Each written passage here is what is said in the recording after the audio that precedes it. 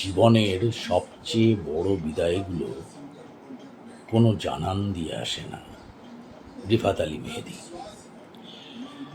আমরা ভাবি বিদায় মানে শেষ দিনের কান্না, স্টেশনের হাত নাড়ানো বা এয়ারপোর্টের কাচের ওপাশে দাঁড়িয়ে থাকা।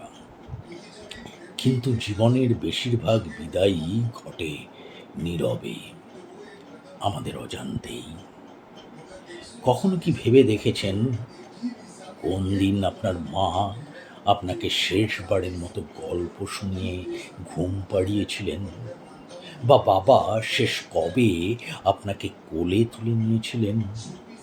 কোন বিকেলে আপনি আপনার ছেলেবেলার বন্ধুদের সাথে শেষবারের মতো কোনো কারণ ছাড়াই রাস্তায় খেলেছিলেন, আর তারপর আপনাদের সবার পথ আলাদা হয়ে গিয়েছিল?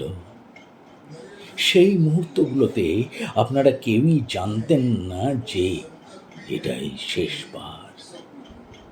কোনো বিদায় জানানো হয়নি, কোনো প্রতিশ্রুতি দেওয়া হয়নি, শুধু সময়ের সাথে সাথে সেই মুহূর্তগুলো আর ফিরে আসেনি।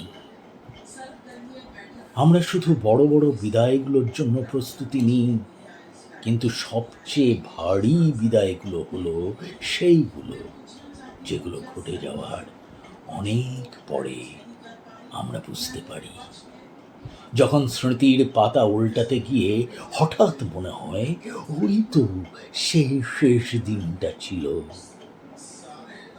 জীবন আসলে আমাদের কাছ থেকে অনেক কিছু কেড়ে নেয় কোনো শব্দ না করেই, আর আমরা সেই হারানোর যন্ত্রণাটা টের পাই অনেক অনেক দিন পর।